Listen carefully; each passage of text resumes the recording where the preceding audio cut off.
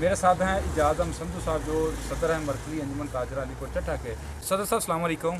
वालेकुम सलाम रहमतुल्लाहि व बरकातहू। बहुत शुक्रिया सदर साहब, आपने टाइम दिया। लोगों उम्मीद लगा के बैठे थे कि यार नून लीग की हुकूमत आएगी, पहले की तरह लोगों के लिए आसानियाँ पैदा करेंगी, लेकिन 2 माह में आवाम के लिए कोई आसानी तो नहीं पैदा कर सकी। लेकिन हालात दिन ब दिन अबतर हो रहे हैं, लोग फाका कशी पर मजबूर हैं। आप इसको तमाम हालात हाज़रा को किस नज़र से देख रहे हैं? बिस्मिल्लाहिर्रहमानिर्रहीम। नवीद भाई, आपका बहुत बहुत शुक्रिया कि आपने इस दौर में पुरफतन दौर में बाज़ार का विज़िट किया और ताजरान के मसाइल को हुकूमत तक पहुँचाने में अहम रोल अदा कर रहे हैं। मसला ये है कि जिस तरह मियाँ बरादरान की 2 दफ़ा पिछले 3 दफ़ा हुकूमत आई है, तो हमने भी देखा है, अवाम ने भी देखा कि मियाँ साहब ने अवाम के लिए कुछ ना कुछ बेहतरी की है। हमने भी यही सोचा था कि मियाँ साहब आएंगे तो बेहतरी वाले मामलात होंगे, क्योंकि वो मियाँ साहब और उसकी पूरी टीम जो रोज़ाना टेलीविज़न पे आकर कह रही थी कि हमारे पास पूरी टीम है, टीम वर्क है, हमारा माजी देखें।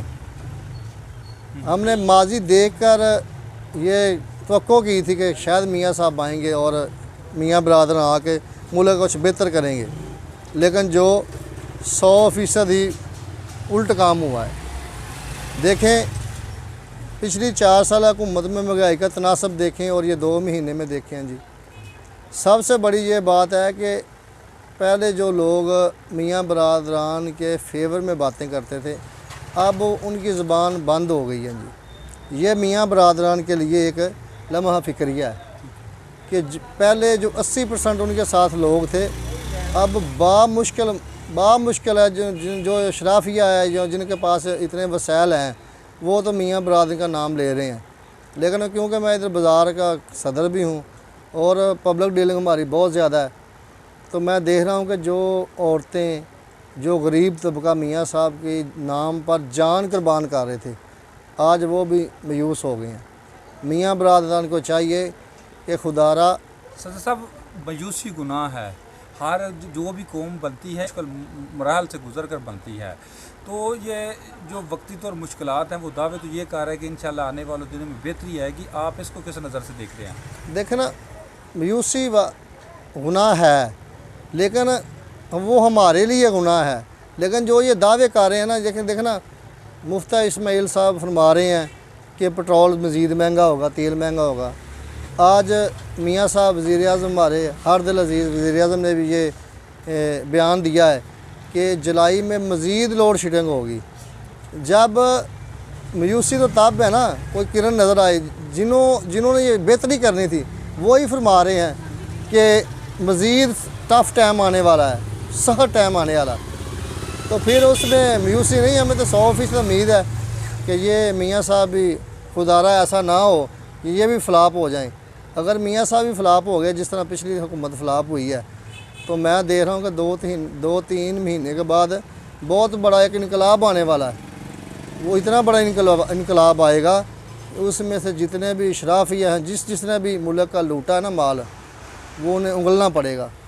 सदर साहब, आप जाफर मान लेकर 74 साल से जो भी है इक़्तिदार में आता है, वो यही कहता है पिछले वाले ने जो है ख़जाना खाली कर दिया, मुल्क को नुकसान पहुँचाया। 74 साल में हम ये कि बयान सुन रहे हैं, ये बार बार बयान सुन के आप तो लोगों के कान पक गए हैं। तो आप क्या देख रहे हैं कि जो एक दूसरे पर इल्ज़ाम लगाने से मुल्क आगे निकलेगा या कुछ अमली इक़दाम करने से भी निकलेगा? देखें, आपने बहुत अच्छा सवाल किया है। पहले ये लोग ना लहदा अपनी पार्टियों का डिफेंड करते थे, उसने कर दिया, उसने कर दिया, उसने कर दिया। लेकिन जो इसने जितना कोई काम किया उससे अप्रिशिएट करना चाहिए। इमरान खान हुकूमत एक स्याह फाम हुकूमत हम कह सकते हैं, लेकिन उसने एक काम किया है कि जितने टोले थे ना, वो इकट्ठे हो गए हैं जी। अब कोई ये नहीं कह सकता कि मैं होता तो इस तरह होता, मैं होता तो उस तरह होता। अब तो माशाल्लाह सारे ही लोग, सारे देखना, तमाम जितनी बड़ी जमातें हैं वो एक प्लेटफार्म पे है। अब भी अगर इन्होंने अवाम के लिए कुछ नहीं करना, तो मैं तो समझता हूँ फिर इन्ना लिल्लाह व इन्ना इलैहि राजिऊन उन्होंने पढ़ना चाहिए जी पे। जी सदर साहब, जो बार बार कह रहे हैं मैं आवाम को जुलाई में मज़ीद मुश्किलात करनी पड़ेंगी, तो आप इसको किस नज़र से देख रहे हैं? मेन मसला ये है कि जिसके आदमी के पास 10 रुपये हों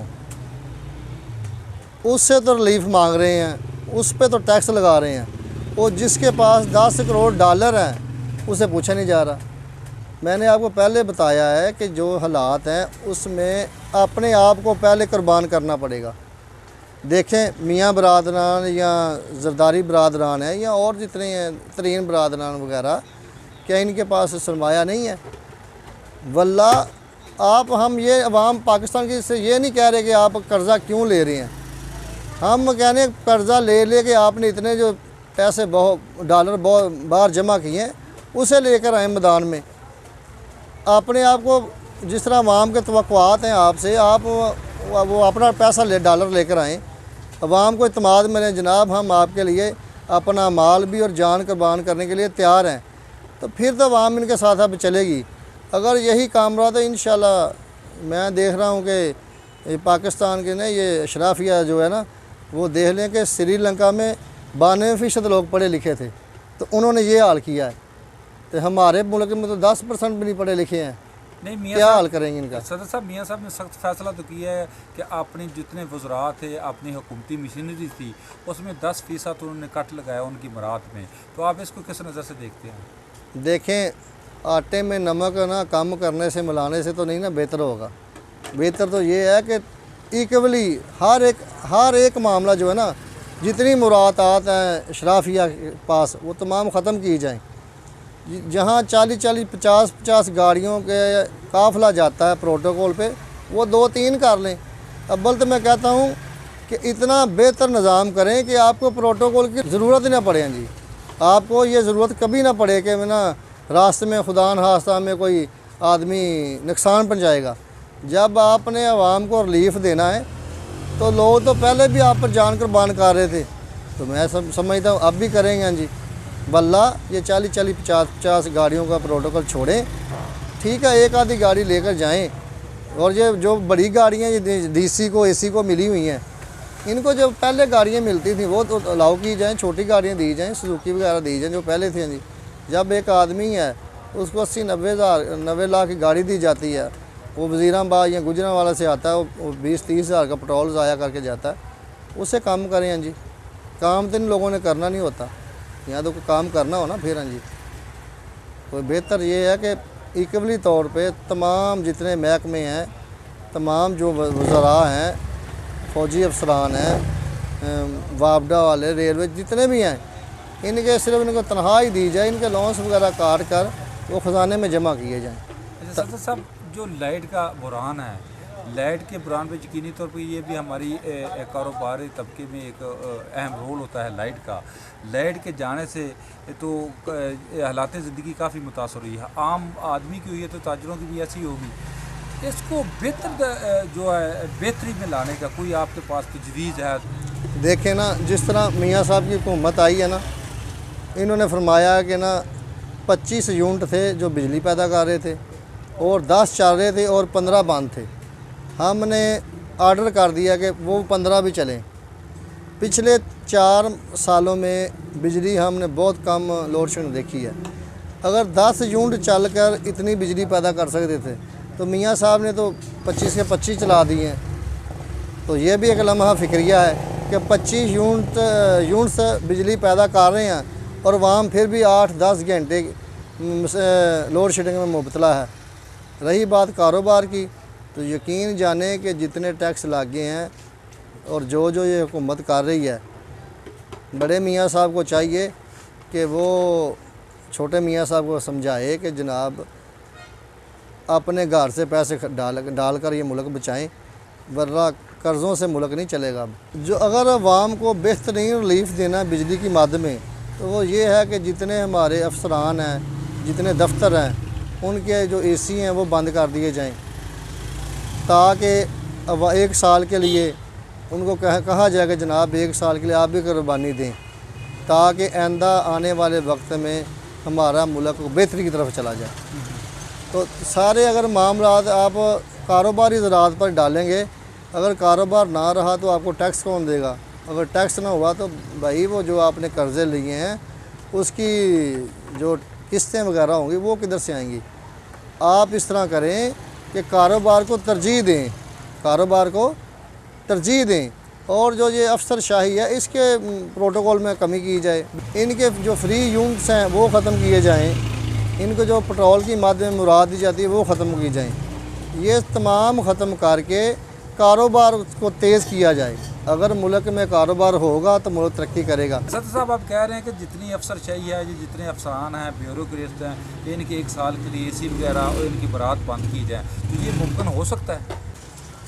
जी, जिस तरह कौमें तब भी बनती हैं जब वो ख़ुद कुर्बानी देती हैं, और लीडर तब भी बनता है जब वो सख्त फ़ैसले अपने घर से शुरू करता है।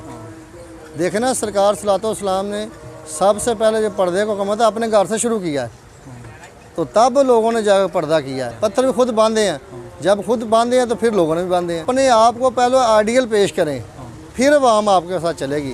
अब अवाम ना खोखले नारों से किसी के पीछे चलने वाली नहीं है। बहुत शुक्रिया।